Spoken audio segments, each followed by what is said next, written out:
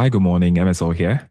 This is the typical day after pre-scene session we record and share.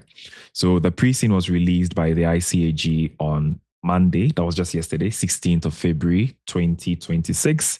Today is Tuesday, the 17th. My clock says it's 9:07 a.m. So this is to share initial insights, preliminary thoughts, as I like to call this session. It is not a prediction session. It's not meant to predict in any way, shape, or form what will appear in the exam. So please, let's be guided. Okay. Quick disclaimer. This is to give you an overview. What are you dealing with? What kind of pre-scene? What company is it? Interesting case we have here.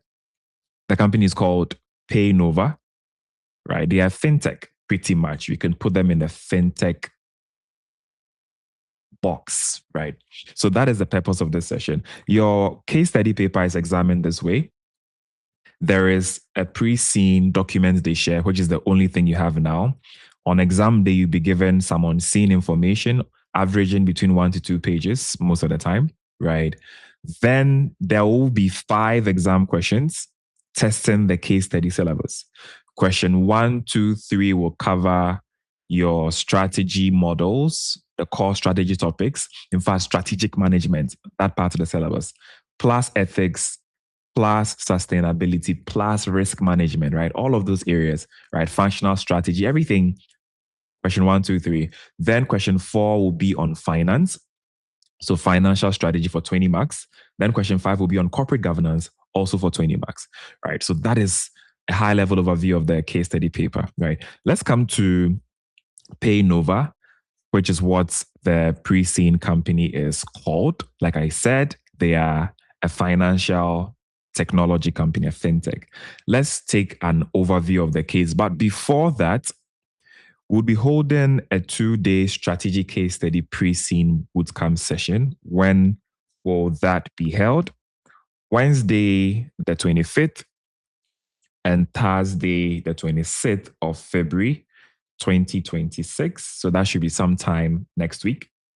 We would hold it from 8 a.m. to 3 p.m. each day. What will be the purpose of that session? It is largely to go through the pre-scene, applies to every single model in the ICAG syllabus to ensure students have a very comprehensive overview of the pre-scene going into the exam. We're going to apply and analyze the corporate governance aspect of the syllabus, so you understand what their governance strengths and weaknesses are, right? So largely, it's more like a hand-holding session. We walk you through everything you need to know about the pre-scene, and that should make you at least 10 times better prepared for the exam. On average, right? You should leave those 2 days 10 times better prepared for your strategic case study exam. To register, visit our website, mslbusinesschool.com/intervention. It should cost you 280 Ghana cedis. If you want to make any inquiries, you can WhatsApp or call our team on 053-0504-026. So that's about it, really. We can start. So in terms of a case summary, what is PayNova? Who are they? What are they doing? Like I said, they're a Ghanaian fintech. They were founded in 2017. So remember, right? They are not too old. 2017 is how many years ago, right? Just a very recently formed company. Their mission is to advance financial inclusion through digital payments and AI-driven micro-lending. Of course, we're in the AI age. Everyone will try to slap AI on whatever you're doing. So they are saying AI-driven micro-lending. So they are not just a payment processor. They also provide some forms of loans, lending, right? So over 8 years, the company has evolved from a startup into a profitable mid-sized financial technology firm. So they are no longer that little startup. We'll see as we go along that even their governance structure has seen an evolution, because they're not that little startup trying to figure things out, right? They have grown to become a mid-sized fintech, serving 1.5 million registered users. So they're not a small player with approximately 800,000 monthly active users, right? So they've got 1.5 million registered users, but roughly 800,000 are monthly active. How this is measured mostly for mobile apps is we want users who have at least opened the app or used the service for a given period of time, in a month. Some apps measure this as opening it once a day and making a transaction, right? So we have what we call in fintech, this is their MAU, monthly active users. So they've got 800,000 people using their services on a monthly basis. In the year 2024, they recorded revenue of 80 million cedis. This was a 33% year-on-year growth from their previous 2023 financial performance. They got their first full year net profit of 4 million. So they have turned profitable. But there is a problem. Their gross margins are strong at roughly 80%, which means after covering their direct costs, they've got roughly 80% of revenue remaining. So this reflects the scalability of digital transactions. But there is a problem, a very big one, that is their net margins remain very thin at roughly 5%, which means after covering every other cost below the gross profit line, they've got just 5% of revenue left. This limits financial resilience. This company is just a simple tragedy away from going back into loss-making position. So we can see they've got a relatively high cost profile, right, in terms of operating costs. Now, the company operates a digital ecosystem anchored by the PayNova wallet and supported by merchant solutions and value-added services. They've got their flagship lending product called NovaCredit. This provides very short-term AI-based microloans, so you can go and borrow, get a loan from them. This contributes roughly 30% of their revenue. So we can say approximately a third of their revenue comes from lending. This brings to mind financial risk. They are going to bear what we call credit risk. There is the risk of NPL, non-performing loans, right? So these are things to remember. So while NovaCredit is a key growth driver, it materially increases their credit risk exposure and regulatory scrutiny. Once you are given loans, the regulator will now keep an extra eye on you. You're not just processing payments, right? So you can see the kind of complexity they find themselves in. Now, they are regulated under Ghana's financial services framework, and they are supervised by the Central Bank, the Bank of Ghana, with additional oversight from the Data Protection Commission because of their AI-driven credit model. They are processing people's data. So they need to subject themselves to the data protection laws of the Republic of Ghana. As the company grows in scale and systemic importance, regulatory expectations are intensifying, particularly regarding capital adequacy, risk management, consumer protection, and algorithmic fairness. They are growing, they are scaling, they are becoming big. So their systemic importance, how important they are to the economy is growing, right? So, or how impactful their services are really growing. So regulators are keeping a keen eye on them. Governance has become more formalized because why? I started by saying they've moved from that little startup to a mid-sized fintech firm, right? So they've got a 7-member board. They've got an established Audit and Risk Committee, which is one of the good hallmarks or signs of a properly managed board. Nevertheless, the organization remains in transition from entrepreneurial agility to institutional maturity. So they are kind of like stuck in between the founder mode to I am now a big fintech firm. Venture capital investors, and this is one thing I need to mention. They are a venture capital backed, so VC backed. What is venture capital? These are investors who invest equity in most cases. Some provide some form of debt, but mostly equity based investment in companies. So if you've ever seen announcement on social media saying some company has moved from seed round to pre-seed or pre-seed to seed to Series A, Series B, Series C, those are venture capital fundraise, right? Fundraisers. So they are venture capital backed, meaning they've got VC firms as investors. So when you're looking at your stakeholder analysis, this is a VC backed fintech. Very important to understand. Yeah. These investors continue to push for accelerated regional expansion and loan book growth. Investors want to see a return on invested capital. Yeah. So I want a high ROIC as an investor. So I'm going to push you to lend more. But remember, as you are pushing for me to lend more, our credit risk is going up, and we might have to write off some loans as bad debts, non-performing loans. So because of that, investors are pushing for growth, but regulators are emphasizing prudence, compliance, and risk containment. So two key stakeholders, we've already seen them kind of like conflicting. VC-backed investors or VC firms are pushing for growth. Regulators are pushing for controlled growth. Manage your risk before you grow, right? So the central strategic tension in this case lies between their growth ambition and their governance capacity, right? They want to grow, but are they ready for growth from a governance perspective? So PayNova must determine whether their risk management systems, their capital structure, their organizational alignment, their regulatory relationships, are these sufficiently robust to support further expansion without destabilizing the business? Do not forget that they have made very thin net margins. They are not too profitable. So anything that puts a financial strain on the firm could send them back into a loss-making position. Now they are at a strategic crossroads. They got a consultant who recommended they pursue what we call the governed scale-up strategy, reflecting a sequencing approach, strengthen your internal controls, very important for a firm of this nature and in this industry. Formalize your governance, stabilize your credit model, and deepen the domestic market before pursuing selective regional expansion. So it's more like, hold on a second.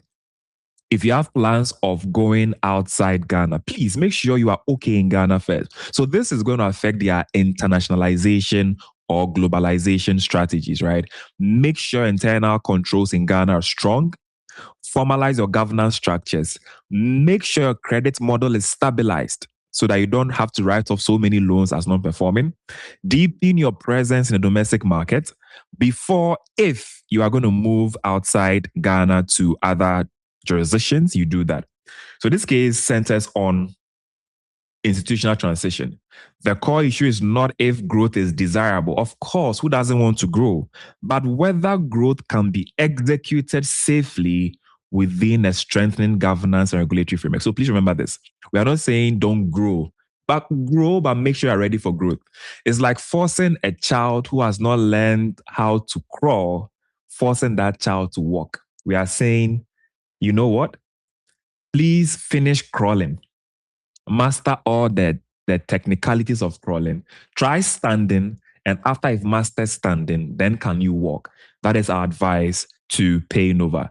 I'm going to present 25 key facts to know. These are not exhaustive in any way, shape, or form, but they represent the top 25 facts, in my opinion, that you must know regarding PayNova or the PayNova pre-scene. So the first is that they were founded in the year 2017, mentioned that at the start. So PayNova was founded in 2017, making it an 8-year-old fintech transitioning from startup phase to institutional maturity. Remember this.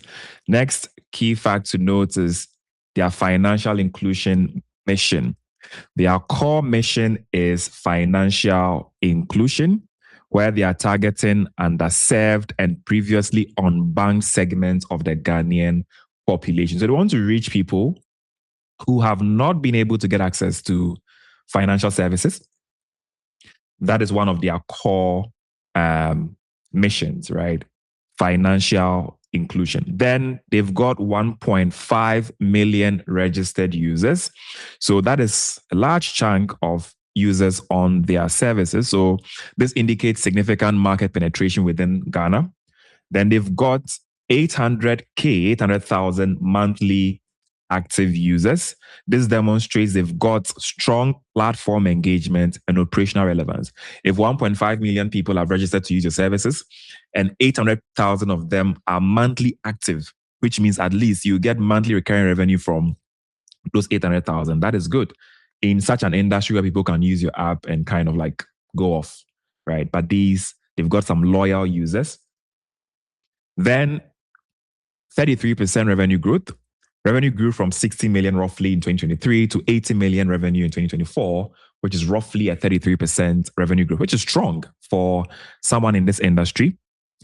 Other key facts to note, mostly the financial metrics. So they made a 4 million Ghana cedis profit, first full year profit, first profit ever, which was achieved in the year 2024. Their gross margin is 80%, which shows the scalability and low marginal cost nature of their digital transactions.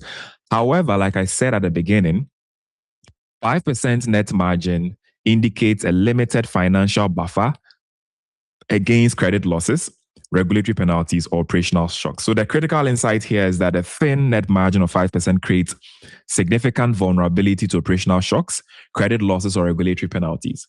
Then 50% comes from merchant and transaction. So roughly half of total revenue is derived from merchant and transaction commissions. So it means they make roughly half of their revenue from what? Commissions paid to merchants and other transaction commissions, right?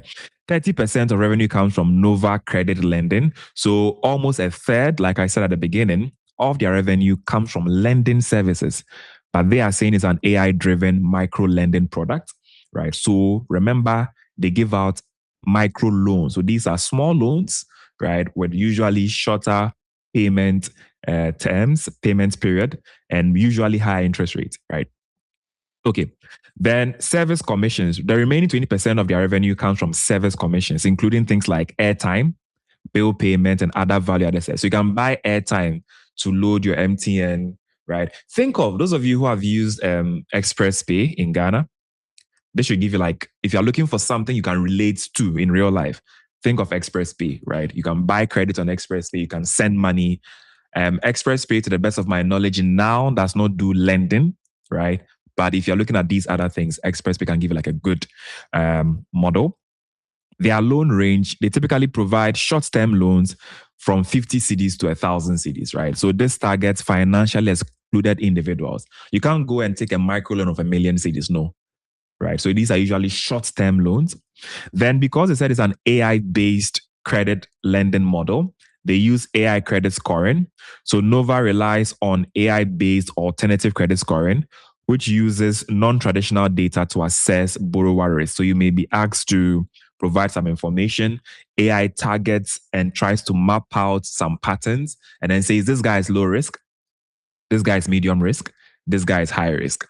That risk classification can feed into the interest rate, right, that you'll be charged on your loan, or whether or not you actually get approved for the loan. NPL means non-performing loan. So they are targeting an NPL ratio below 5%. This means that a non-performing loan is a loan that a person does not pay. The customer or the borrower does not service their principal and interest payment as and when they fall due, right? So targeting an NPL ratio below 5% means I want less than 5% of my loans to go bad, which makes sense, right? Because if you have a very high NPL ratio, it means you're going to write off so many loans, and that will lead to what? Impairment losses hitting your P&L, which reduce profitability further. So this signals their sensitivity to credit risk exposure. They want to keep it as low as possible, right? PayNova is licensed and regulated under Ghana's Financial Services Framework, which is under Bank of Ghana's purview directly. So these are some key things to look at. Summarized together should give us roughly like the top issues here. I think I took some of them out, right? Other ones we can talk about regarding the key issues for this pre-scene is to remember that in as much as they are a fintech and they provide financial services, it is important to remember that we have spoken about their financial performance. Okay. We've seen I mentioned earlier that Data Protection Commission has oversight relevance. I've already mentioned this other key facts. I think not all of them are on the slide. We also said they have a 7-member board of directors. We said they have an audit and risk committee. Okay, so these are all key. They are VC-backed, venture capital-backed firm. We have investors who are pushing for accelerated regional expansion. So investors are saying, please go and grow. Because, for investors who have brought venture capital equity, they want to see growth and make more money, right? So VC firms are pushing for regional expansion on a very fast pace, right? But company for now operates primarily in Ghana. So they've not gone anywhere yet. Now, when it comes to telecom infrastructure, they depend a lot on the telcos for their USSD infrastructure. This is what we use for our short codes, right? So this provides some form of supplier concentration risk, because if you rely on these telcos for this, it means they determine the terms. Right. And in case you didn't know what this means, USSD is what? Unstructured supplementary service data. So when you type maybe *170# to access Momo, right, you are actually using those short codes, right? So that's about it. Then competition is very intense, as we'll find out shortly. MTN mobile money is beating everybody in the market. So this is also part of the top 25 issues to take note of. Then we'll find out that customer switching costs are very low, right? So somebody uses your app, they don't like it, they are going to the next app. So switching cost is low. It costs the customer almost nothing to move from a service to other services, right? So loyalty is very low. So they are lucky to even have 800,000 monthly active users, right? Then final one I'd mention is that a consultant has recommended that they should move to a governed scale-up strategy. So these are like the top 25. The ones that were not on the slide, I have mentioned them. So if you add everything up, you should get 25 key things to remember. Let's talk about an overview of their corporate governance and their risk architecture. What kind of company do we have here? So in terms of regulatory oversight, the Data Protection Commission has oversight. I've mentioned this already.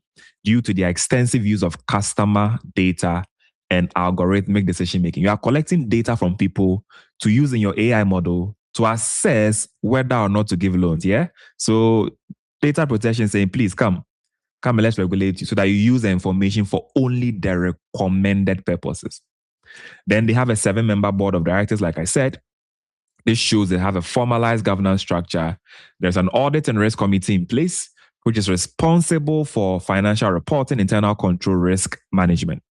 Investor dynamics, very important regarding their governance. They are venture capital backed, meaning they have investors who are looking for what? Capital, return on capital, right? Investors are pushing for accelerated regional expansion, seeking valuation growth and market scaling. So investors will force you to move to new markets, move to new markets, move to new markets, go and expand, right? And like I said, in the top 25 issues, they are currently in Ghana. Okay. Regional expansion is under consideration. It is not fully executed yet. Let's look at their competitive landscape and some dependencies. Already mentioned that they depend heavily on USSD infrastructure from telecom companies, which creates supplier concentration risk. I've mentioned that MTN mobile money is the king in the market. They hold the largest market share, roughly. When customer switching costs are low. So these are the points I was making here. I think they're even in the slides. Yep. So these are the extra points under the top 25 issues.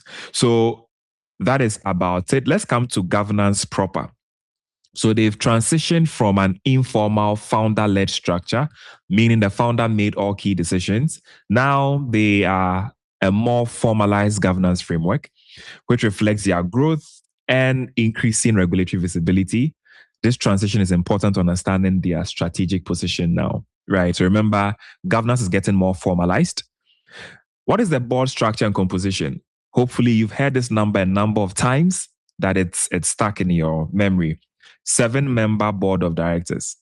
The board includes founder representation, venture capital investor representatives, and they have independent directors. Good sign, good signal. Having independent directors on your board is good. This structure brings a balance between entrepreneurial leadership, investor growth expectations, and independent oversight. So it's a fairly balanced board. The presence of the independent director signals movement towards institutional governance. Again, remember, they are not seeing themselves as that little small startup. They are seeing themselves as, hey, we can become a big player in the industry. So let's get formalized regarding our corporate governance. However, the board must now manage potentially divergent priorities. Investors may prioritize rapid scaling and valuation growth, while the regulators and independent directors may emphasize stability, compliance, and risk discipline. So this is the governance tension which sits at the heart of the case. Very important. Your investors who are venture capital firms are pushing for aggressive growth, aggressive expansion, aggressive lending. Regulators will say, no, hold on, slow down. Independent directors will say, no, hold on, slow down, right? So there's that tension. Regarding committees, they have an audit and risk committee. This is important. So this is a strategically significant rather than procedural committee. Their responsibility typically would include oversight of everything financial reporting and internal controls. They'll monitor all credit risk and non-performing loan levels. They'll review compliance with all Bank of Ghana regulations, and they'll supervise data governance and AI model oversight. So given that roughly 30% of revenue comes from lending, like I said, their micro-lending product, the effectiveness of this committee affects their financial stability.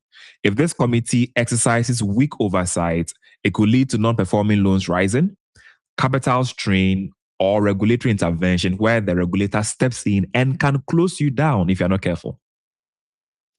Then let's look at their regulatory oversight and compliance environment. Already mentioned, they are supervised by Bank of Ghana. This places them within a prudential and conduct supervision framework. Bank of Ghana can be very, very strict with these fintech firms. In addition, AI-driven lending model brings them within the Data Protection Commission remit, like I said. As PayNova grows in scale, some things become important. Regulatory tolerance for governance weakness will go down. Bank of Ghana, Data Protection Commission, all regulators will be like, see, you are no longer that little company. I'm tired of your lapses. I'm tired of your mistakes. So now they would need robust KYC. KYC means know your customer. So before you onboard the customer, have you taken their Ghana card? Have you asked them to provide any beneficial ownership information? Have you asked if there's something they call PEP, politically exposed person? So KYC must become very in a company of this nature, right? AML, of course, means anti-money laundering. Can you confirm customers using your service to make payments are not using proceeds of money laundering? Then there will be the emphasis on transparent and explainable credit decision systems, right? How do you give loans? There must be a model that can be defended. Then there should be strong capital and liquidity discipline. The Bank of Ghana is going to make sure if there are any capital requirements, any liquidity holding requirements, you must adhere to all of those religiously. Then clear consumer protection mechanisms. Don't give somebody a loan and charge them an interest of 200%, right? It is clearly predatory lending, and regulators are not happy about that. So you are growing, regulators to keep an eye on you. So please remember that I would wrap up this slide by saying regulatory alignment is not optional at all. It is existential. When we say existential crisis, it means that if you don't align with a regulator, they could shut you down. Bank of Ghana can easily shut you. Once you don't meet any requirement, maybe they give you a first warning, second warning, the third time they are taking your license and announcing to the public that nobody should use the service again. So as for a fintech, it is not like the other pre-scenes we've seen in the past. This is a heavily regulated industry. If you breach any requirement, you can be shut down.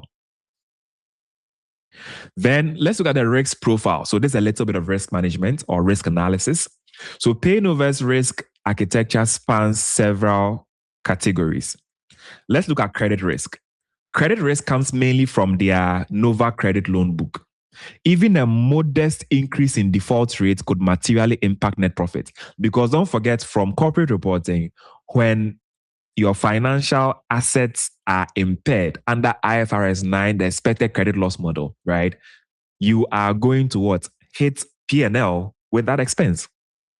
So the more people default, the more you impair your financial assets, the more you impair your loan book, the more expenses will go up, and the more you'd have to what?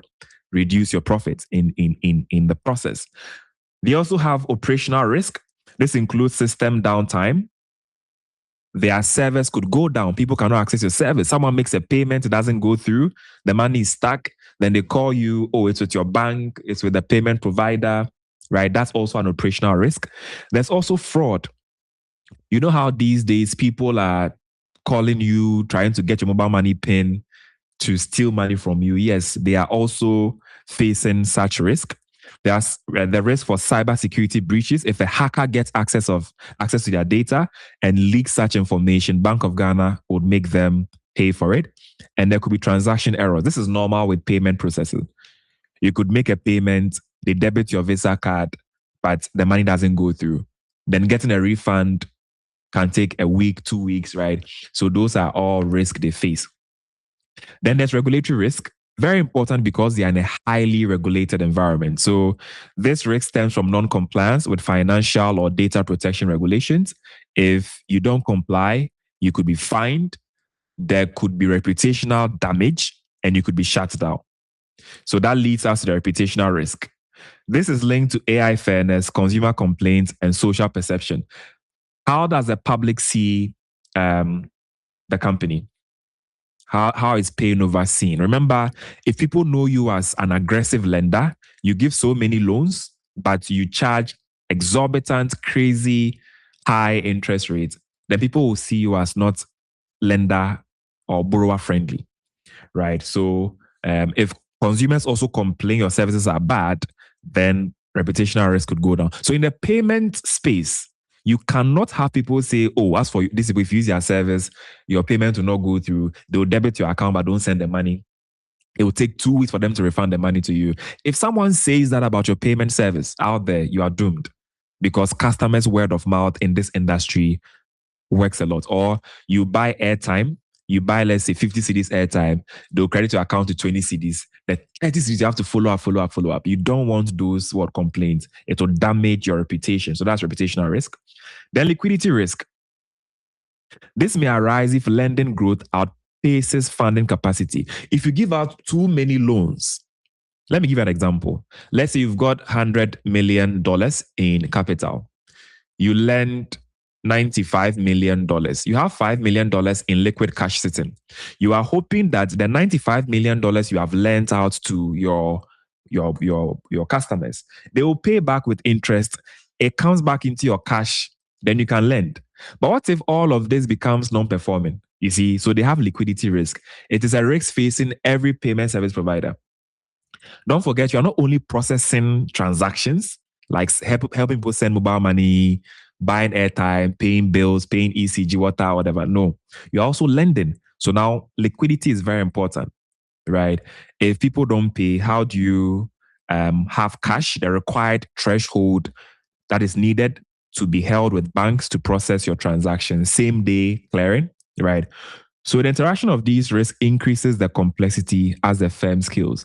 These risks are there as you are small. As you get bigger, the risk will also get bigger. They don't become smaller, right? Then let's look at capital structure and funding considerations. Because I said they are venture capital backed, remember, it means that is equity financing. They also use credit lines from financial services firms, right? So they get a credit line, they can use it to service any transactions, and then they pay back or they replenish the credit line. So this is their financing structure. Future funding options include a Series C. So like I said at the beginning, you see Series A, Series B, Series C, seed round, all of those, right? They are venture capital equity rounds, so VC equity rounds. So it means if they want to do a Series C, then they would have done pre-seed, seed round, Series A, Series B already, looking forward to Series C. They are also looking at securitization or warehouse structure for their loan book. So they'll do some financial engineering here, where they'll try to securitize their loan book, right? It's an asset to see if they can use that to raise further funding. Then this signals recognition that credit expansion requires structural funding solutions. Once you start giving loans, liquidity becomes important. Please remember this. They are not just processing payments or helping people buy airtime. Like I said, they are now giving out loans. So liquidity and funding is very important. Without ring fencing their loan risk or strengthening their capital buffers, aggressive expansion could weaken their balance sheet. Okay, so they need to be very careful. Capital discipline must precede geographic scaling. That's my summary from here. Right. Capital discipline must precede geographic scaling. Be very disciplined with the management of your equity or your capital in general, whether debt or equity, before you think of scaling, which is what expanding geographically. Don't go to another market if you have not figured Ghana out fully. Then organizational and cultural governance. Their early culture, because they were a startup, they emphasize speed, innovation, rapid execution. Everything was fast, fast, fast. But as governance has formalized, cultural friction may emerge between engineering agility and compliance discipline. As you grow, regulator will force you to be more compliant. There'll be law number 1, law number 2, regulation number 1, comply with this, bring us this form, submit this detail, collect their Ghana card. Like, compliance burden will grow. You can't move as fast because of what the business has grown into now. So effective governance transformation requires cultural alignment, not just structural changes. So they need to align and change their culture to match where and who they are now. So policies, committees, procedures must therefore be embedded into their day-to-day operations, right? If governance is perceived as internal bureaucracy rather than an enabler, then implementation risk will go up. If people see governance as, this governance thing is just going to stress our lives, it's just something we have to do, and it's just bureaucratic, it's not good. Governance at this stage is important. You need a proper oversight because of your competing stakeholders. Venture capital firms, there's a government, that is Bank of Ghana predominantly, and other regulators, your investors, your employees, right? So stakeholder management is very important. Let's look at their governance maturity assessment. What that essentially means is, where are they now in terms of corporate governance? So PayNova demonstrates several hallmarks of institutional progression. There's a formal board structure. They've got some independent directors. We've got the Audit and Risk Committee. Remember, there are other committees required. Standard corporate governance best practice will say you need a nominations committee, you need a remunerations committee, you need a risk management committee, but that can also be done by the Audit and Risk Committee, right? So at least you've seen some signs of good governance, but they're not perfect. Then there's a recognition of model risk oversight needs. Model risk comes in because if you have a lending model and the lending model is not properly configured, you may end up giving a loan to somebody who should not get a loan. So model risk means you have to check those models to make sure that the metrics, the variables that are going into the model are correct at all times and updated. Then there's a consideration of structured funding mechanism. It shows somebody who is growing. They are not just doing basic equity. They want to do securitization of their loan book and all, right? However, the company is in transition now. Governance frameworks exist, yes, but their debt integration and stress test robustness remain critical questions. We're here to see if they'll survive a very serious disaster. So the central governance issue is not the absence of structure, but the sufficiency of structure relative to their growth ambition. Remember, we are saying, PayNova, before you can grow, fix your governance, fix your stability. Let's now look at some strategy models applications. So we'll pick a few of the popular strategy models in the syllabus, and then we kind of play around with it to see how it applies to the company. Now, during the 2-day strategic case study bootcamp, we'll apply every single model to an even more detailed extent than we are doing here. This is just like an overview, very high level summary. Let's start with one of students' favorite, PESTEL, right? So the PESTEL analysis that looks at the macro environment, the external environment. If you ask me, the most influential dimension from PESTEL is the legal and the political regime.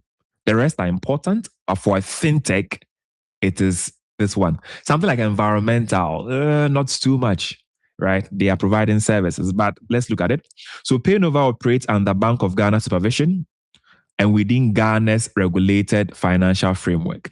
As a firm increases in scale, right, and as systemic relevance also grows, regulatory tolerance for weakness will go down.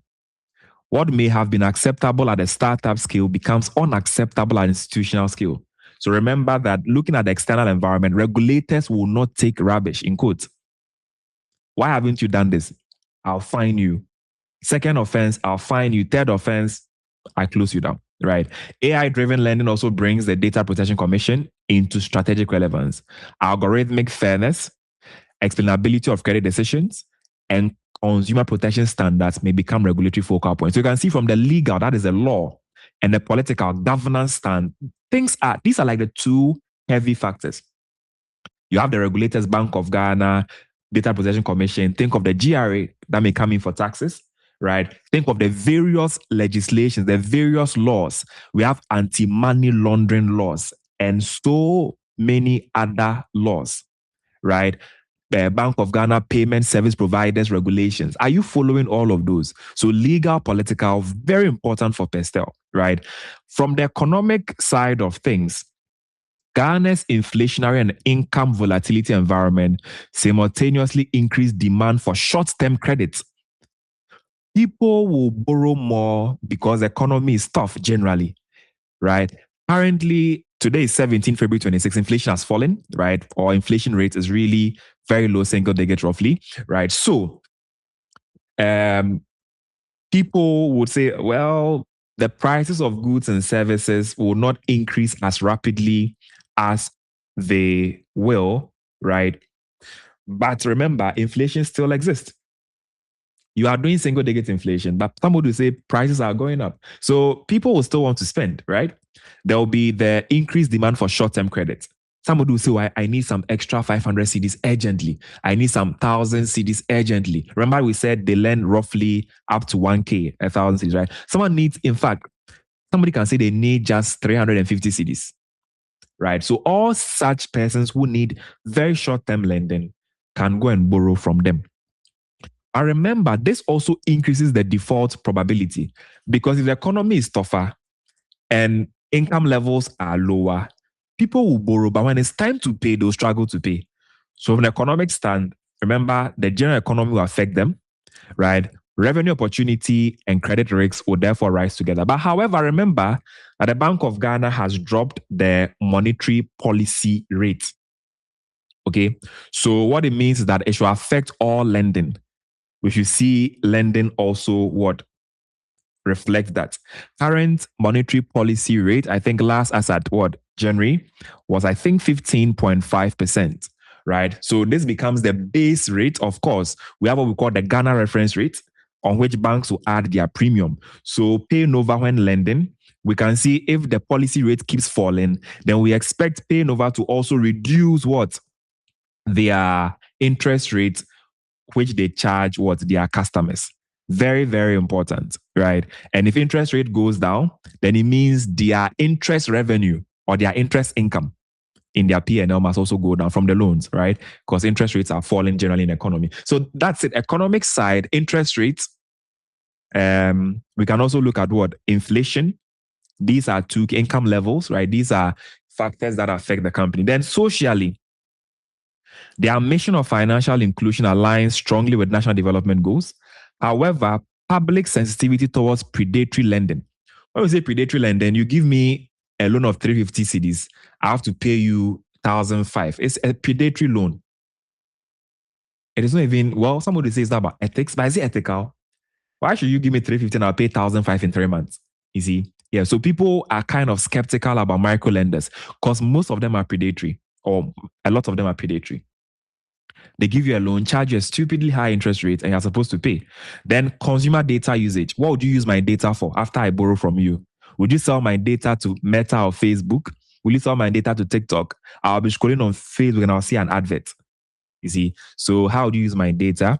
And then digital ethics. These are social issues. Then technologically, AI and digital infrastructure will be what? The enabling growth factors, but cyber risk and fraud exposure will grow with scale. So during the 2-day bootcamp, I would go deeper into PESTEL, but high level, these are things to think about as you're doing analysis. Like I said, environmental factor would not be too critical here. Again, because you are a fintech, financial technology firm. So the macro environment, therefore, does not prohibit growth, but it requires disciplined growth. Again, you can see I'm hammering on that. If you are going to grow, disciplined growth, right? The dominant external variable is regulatory intensity, and that fundamentally shapes your strategic sequencing. Everything you do will require approval from a regulator. So you can't just say, I'm growing. Your investors who are pushing you to grow, tell them that what, hey, I am restricted by my regulator, right? Then Porter's 5 Force is another very popular model. I'll touch on some aspects of it. So this looks at, again, the competitive environment externally. So what is the competitive rivalry looking like in the industry? So this is very intense. MTN mobile money, which I'm sure if you are listening to me, you definitely have used mobile money from MTN. Everybody who is listening to me, right, holds a dominant market share. Banks too are increasingly digitizing their services. So the smaller fintech players compete aggressively on user acquisition. Everybody wants you to download their app, come and use their service, right? So rivalry is very, very intense. For everything that PayNova does, somebody else does. If it's lending, the banks are there. We have the savings and loans, they are also there. If it is sending money, mobile money itself, MTN, they are there. You can use their *170 hash short code, or you can download their Momo app, right? So you can see like MTN is there. When it comes to lending, others are there. So most of the things you do, you've got competitors. So competitive rivalry under Porter's 5 Forces, I'll put it very, very high. Bargaining power of buyers. This is also very high. Why? Because switching costs are minimal. Like I said earlier, switching cost is basically what will it cost me to leave PayNova and go and use MTN mobile money? And the answer is very little. To use MTN mobile money, I don't have to download an app. I need an MTN SIM with Momo registered, dial *170 hash, and you are good to go. Enter your PIN, make a payment, you are good to go. So switching costs very low. Users can operate multiple wallets simultaneously. I can have MTN mobile money. I can have Airtel Tigo money. I can have Telecel money, whatever, right? All of those services, I can even download Express Pay app and put my cards on it. In fact, these days, I use EcoBank, right? That's my main bank. The EcoBank app can send mobile money. You can buy airtime. So as for the buying power, very high. In fact, for everybody, I'm sure your banking app, you can buy airtime on it. You can send money to mobile money to other banks. You see, buyer power is very high. So switching costs are actually very low, right? Yeah, so that's about it. So buyer power is very high, or the bargaining power of buyers is very high. Therefore, switching costs are low. It costs me almost nothing to switch from your service to use another service provider, right? This makes customer loyalty very fragile and compresses pricing power. If your services are too expensive, I'll go and use another service that says, I think currently Telecel, when you use Telecel, they said if you send money to another Telecel number, no transfer charges. You see, why would I come and use yours if I can use my Telecel and pay no transfer fee? So there are those things that make the buyer have the upper hand, right? How about supplier bargaining power? This is also material because the pre-scene mentions their dependence on telecom infrastructure, particularly the USSD channel. Don't forget that you are not a telco, you're not a telecom company. So you are going to depend on the telco for their services. So the concentration among the telcos also increases vulnerability. MTN is like the biggest player in Ghana, right? So bargaining power of supply is also very high. If MTN decides to change their stance regarding any of these payment service providers, then there will be problems for you, right? Okay. Then substitutes are strong. The availability of substitutes. I can use mobile money. I can use Airtel Tigo money. I can use Express Pay. I can use ZPay. I can mention them, all of them, right? Cash is culturally entrenched and remains a viable transaction medium. Many Ghanaians will even use cash and say, keep your digital transfer, whatever, I'll pay with cash. Bank applications and card-based services, like I said, are also what competing with you. So the overall industry structure remains one that constrains margin expansion because you can't increase the price of your service so much. People will leave your service. You can't be too expensive. In such an environment, reckless expansion increases exposure without guaranteeing what any sustainable profitability. The industry rewards efficiency, differentiation, and trust more than skill. So this is a summary of some of what Porter's 5 forces. Then Porter's generic strategy basically looks at, Porter is saying a company from a strategy standpoint can either be a cost leader, you want to be the cheapest in the market, or differentiation, provide something unique your competitors don't provide so that people come to you, or you can do the focus approach. So the strategic reality is that PayNova cannot pursue cost leadership against a player such as MTN who has a skill advantage. Right? Your strategic logic as PayNova lies in differentiation. Don't bother yourself competing with MTN from cost leadership standpoint. MTN has the customers. Mobile money is the most used Momo or payment transfer platform in Ghana. Like the rest are all behind MTN. So you can't say you want to be so cheap, people come to you. People naturally use MTN by default, right? So that is about it. If you use services like Paystack, if you open Paystack, for example, you see that Paystack also provides Momo as a payment option. You can use Visa card and all, but Momo is everywhere. So you can't compete with MTN based on cost leadership. You lose. In fact, you're already making a very thin profit. You are almost loss making.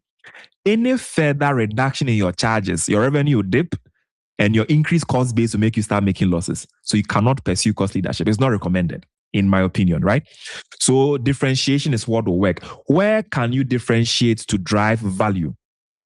Your AI-based credit scoring allows access to underserved customers. You see, so your appeal is that, you know what? If you go to a bank, don't give you a loan.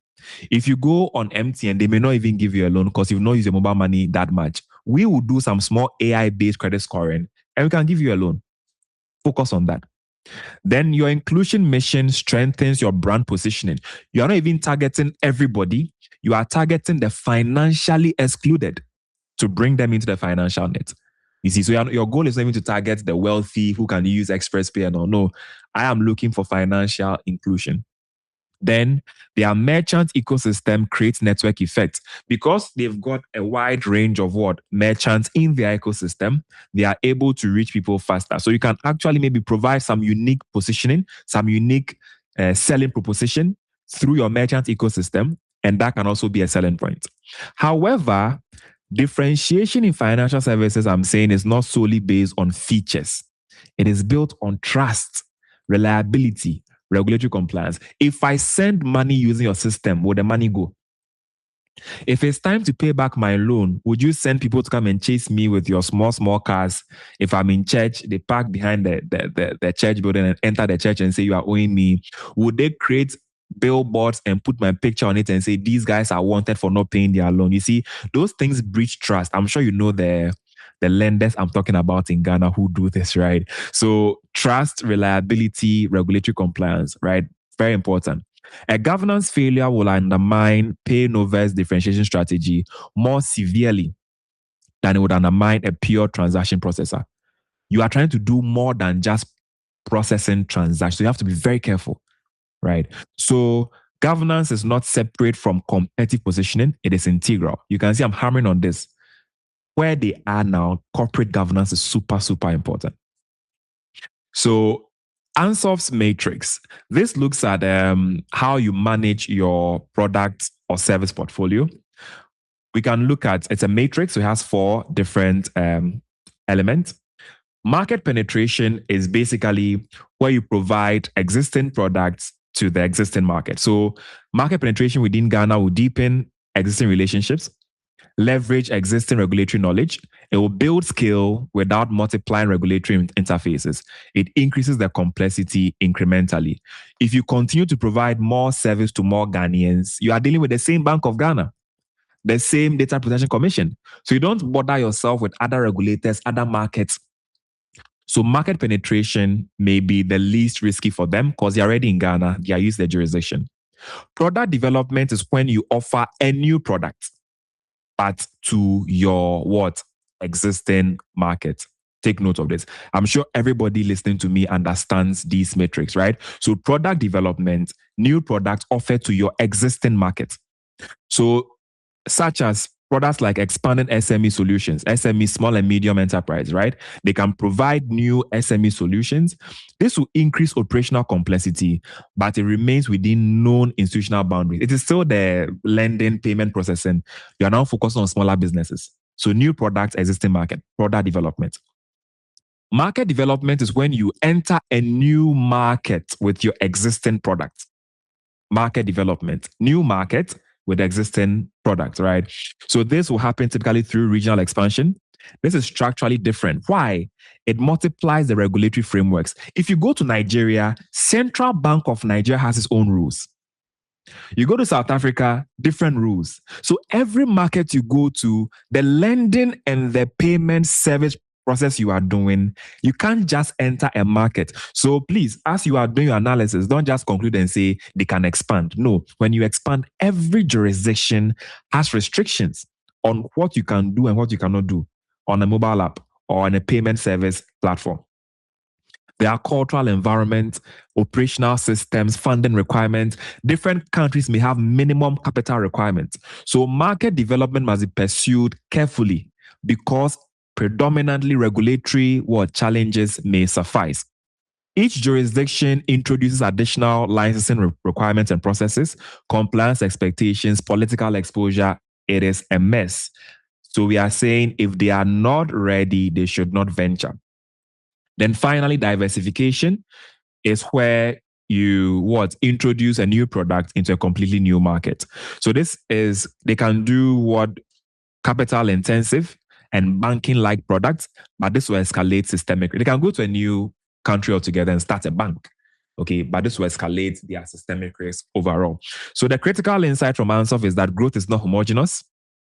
Regional expansion introduces exponential complexity relative to their domestic deepening. So it is safer for them to stay in Ghana, but they can expand, but be careful after they've sorted everything out. So given Nova's governance maturity stage, penetration in Ghana and controlled product expansion logically precede any geographic expansion. In my view, where they are now, penetration in the Ghanaian market and controlled expansion in the same Ghanaian market is more important than rushing to enter a new market. But remember, we've said they are a venture capital backed firm. So investors will give you pressure. They are looking for a high return on invested capital. You see, so you must manage all these competing stakeholders. Then we have what we call the BCG matrix, the Boston Consulting Group matrix.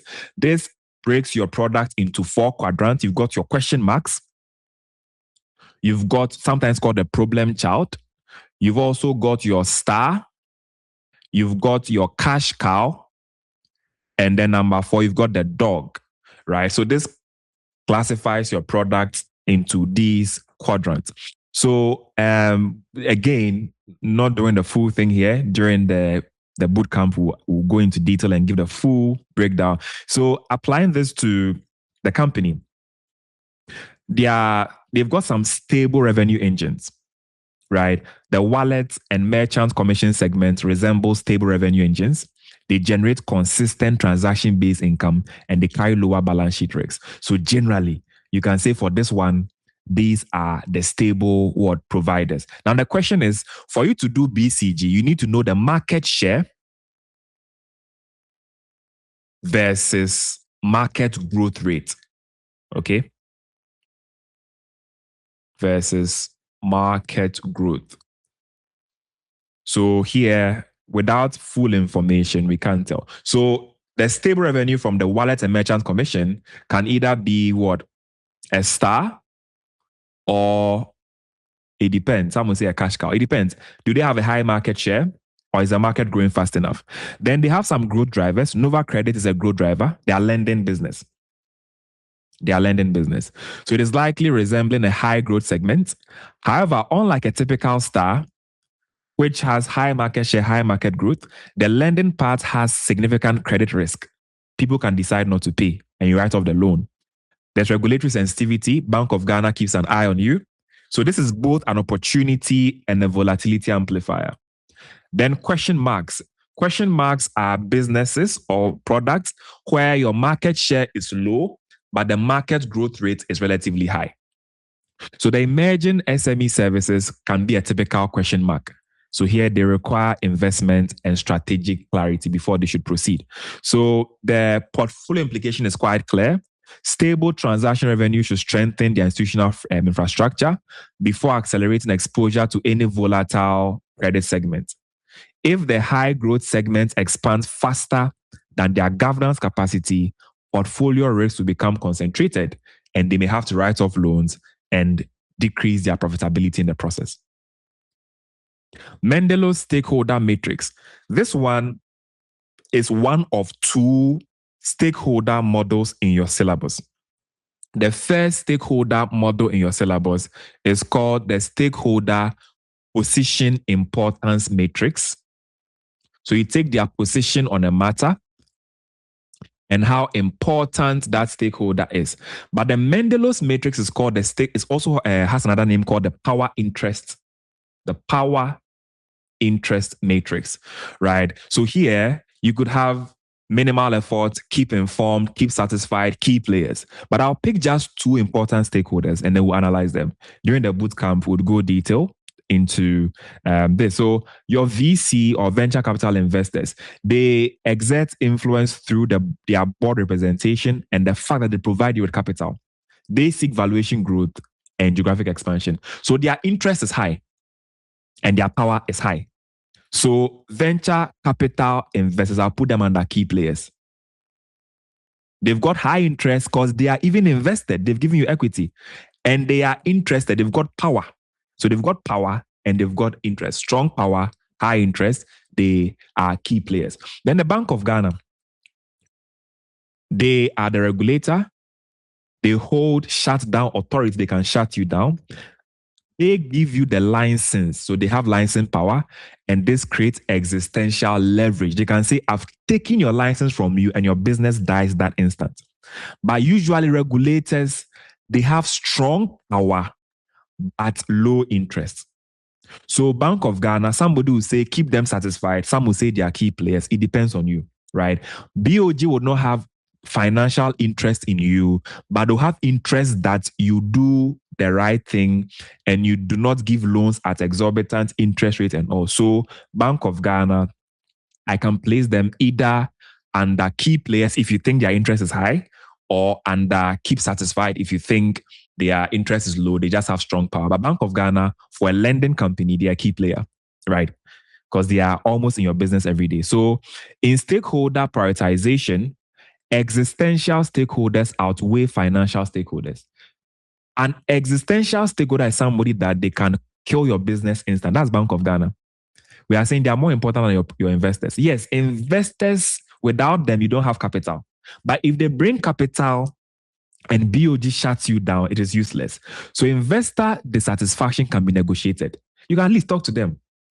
But regulatory sanction cannot. Bank of Ghana is very strict. So strategically, regulator alignment must precede investor appeasement.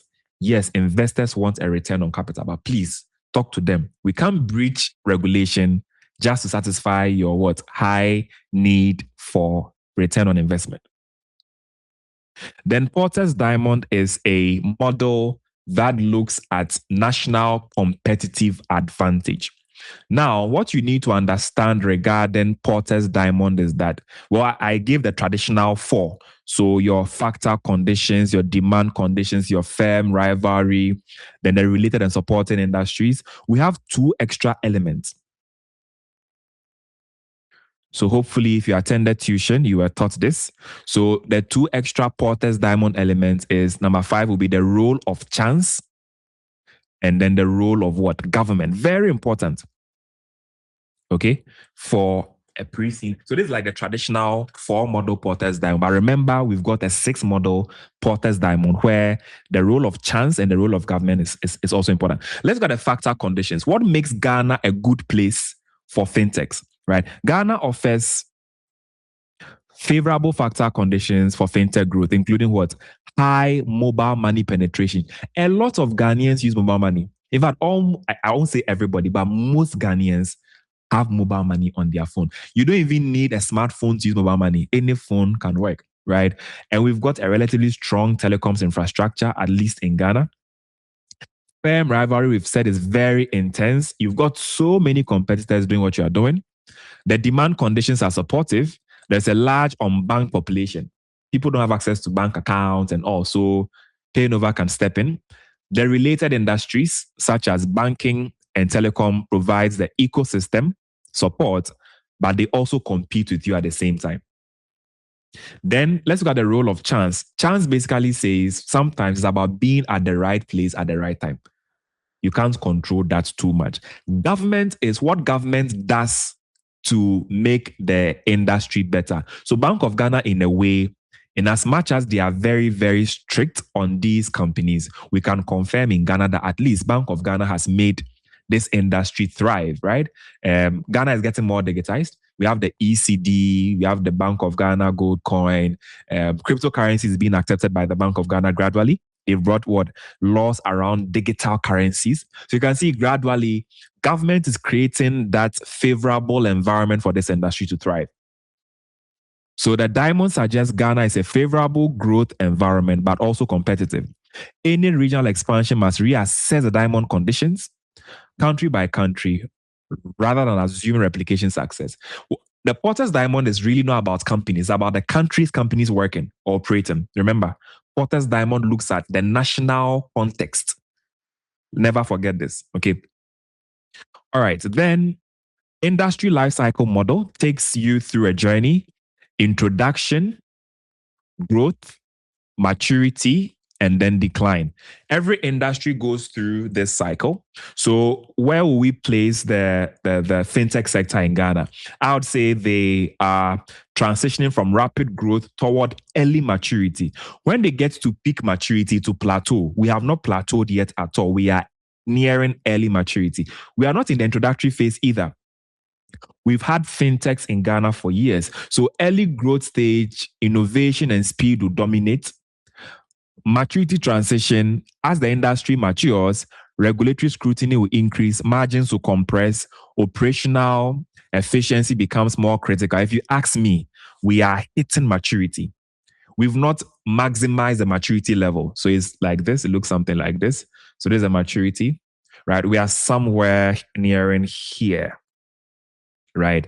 Almost at maturity, but exiting what? Growth. That's why I said maturity transition. Okay, so PayNova's internal governance transition aligns with the industry lifecycle shift. Institutionalization is consistent with the industry maturation. As the industry matures, you can see they are also trying very hard to make sure their governance structure models after this. Then, Andy's cultural types. It gives you 4 main types of culture.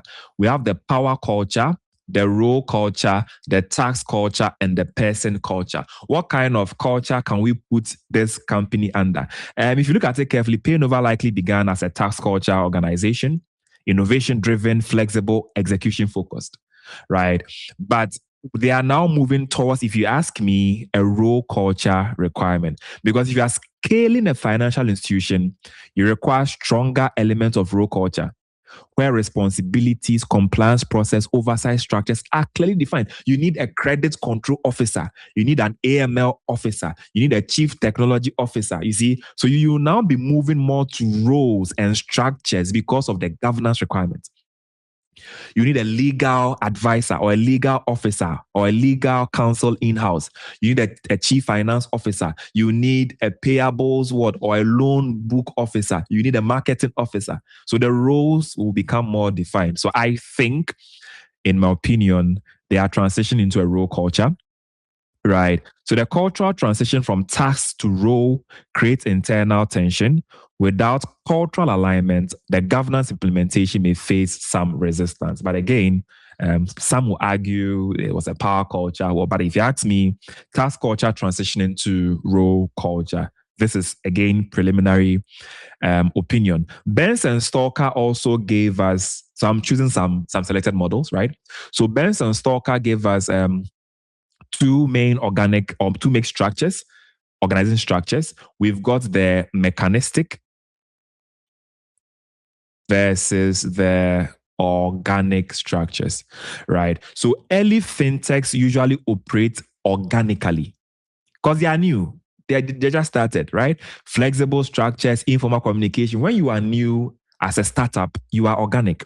But once your regulatory exposure increases, you don't have a choice. You have to use mechanistic. So the mechanistic element will become necessary. This industry, you are mechanistic, right? There will be defined reporting lines, compliance hierarchies, documented processes, right? Structured authority, all of these become essential. So PayNova must balance organic innovation with mechanistic discipline. Overly organic structure increases the regulatory vulnerability, right? If you're overly organic, which means you do things anyhow, as and when you feel like doing it, you'll be vulnerable to the regulator. But overly mechanistic structure may reduce your agility. You will not be as agile because you are now very rigid. You see, so the challenge is structural hybridization. They need to use bits and pieces of the two as and when needed. But remember that they would most likely have started using what? The organic Burns and Stalker organization and now move more to the mechanistic one because of what? The industry they find themselves in. McKinsey 7S talks about variables that need to be considered as you are assessing change management. Okay, so this is a very important change management model. Okay. Now, when it comes to McKinsey, what must we be familiar? We've got the hard factors and the soft factors. So strategy, structure, systems. Strategy, structure, systems. Those are your three hard factors. Then your shared values, your style, your skills, and your what? Staff. Let's add staff. They're supposed to be here. Right. Those will be your soft factors. So you have three hard factors, four soft factors. Let's go through them. Your strategy as a company, you are emphasizing growth and expansion. That's what they would wish they do. Grow and expand, grow and expand. Their structure is formalizing through the board and committee development. Shared values revolve around financial inclusion. Don't forget, their goal is to make sure the unbanked become banked. Unbanked, those without access to financial services should get access, right? Their style is partially entrepreneurial, despite they formalizing governance. They still remember they started as a startup. Their skills, basically in AI and technology, will be very strong. Compliance capabilities also expanding. Then systems are strengthening but still evolving, right? So this is a very very high level overview. Would discuss further during the bootcamp. So the misalignment risk lies in strategy moving faster than systems. Before scaling geographically, alignment must be what? Reinforced. Then SAF, this is what we call the suitability, acceptability, feasibility framework. Suitability, acceptability, and feasibility. Before you undertake any strategic initiative, before you implement any strategic option, you can use some would say the SFA model. SFA, SAF is the same thing, right? Suitability, acceptability, feasibility. So you ask yourself before you proceed, right? Suitability is basically about, does the strategy fit, or the option you are exploring, does it fit your strategy? Is it suitable to who you are? Acceptability is, will your key stakeholders accept it? Feasibility, do you have the resources to what? Pursue it? So rapid regional expansion, let's use that as an example, right? So you can say that it is strategically suitable for growth objective and investor expectations. Suitability, yes. However, the feasibility is constrained by governance, their governance depth, and their capital resilience. Can you do it? Your resource base doesn't suggest you can expand. Acceptability from regulators will be limited. They will not accept. Bank of Ghana may give you pressure not to go outside Ghana. Or other regulators may say, no, don't come to our country. But will your shareholders accept it? If you ask me, the venture capital firms will accept. You see, so there's a mix over here. Whether or not they can expand to a new market will depend on so many factors like, are they ready? Do they meet the minimum requirements for all jurisdictions? Is their base in Ghana strong enough? And so on and so forth. So control domestic consolidation and phase scaling align more strongly with feasibility and regulatory acceptability, even if the investor enthusiasm is moderated. Your investors will not be so happy if you don't expand. Again, they are looking for money. You see, so you have to manage that one. Under systemic evaluation, phase scaling demonstrates stronger overall balance. If you want to scale, no problem, but do it on a phased basis. So go small, rather than rushing into 5 new markets at the same time. That will spell disaster for the company. Then the balance scorecard is one model that looks at basically 4 different areas that you need to consider. So for the balance scorecard, we have got the customer perspective. We have got the internal perspective. We have got the innovation and learning perspective. We have got the financial perspective. So out of the 4 balance scorecard elements, only one is financial, the financial one. The 3 are non-financial, right? So revenue growth metrics alone would incentivize loan book expansion. That's the financial expansion.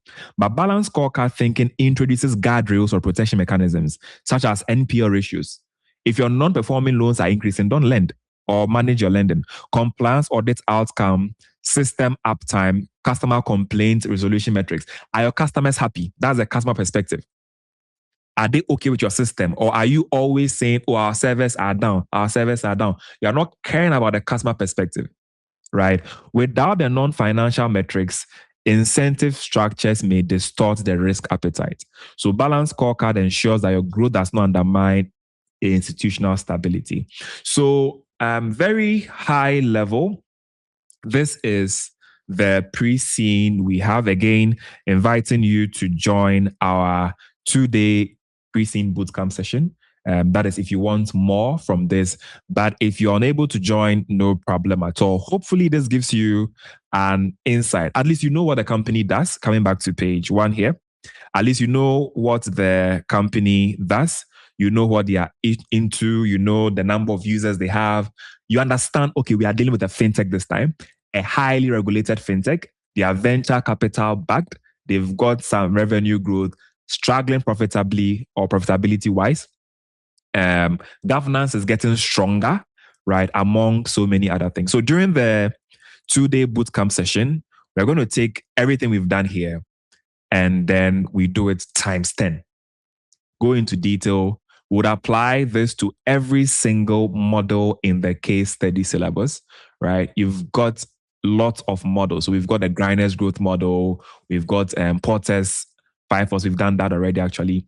We'll look at the resource audit, viral framework, 4Ps of marketing, Porter's value chain, the Lewin's force field analysis. We'll look at unfreeze, change, refreeze model, Gemini's 4Rs, right? Mintzberg's 6 organizational configurations, Mintzberg's 5 building blocks, Fitzgerald and Moon model, EPRG model for expansion, the IR framework, globalization stages, 5 stages, Ansoff's growth vector matrix. We'll look at Montanari and Braca for public sector. I'll touch on that briefly. Although this is not a public sector entity, the McKinsey directional policy matrix, Shell directional policy matrix, Ashrid portfolio display matrix.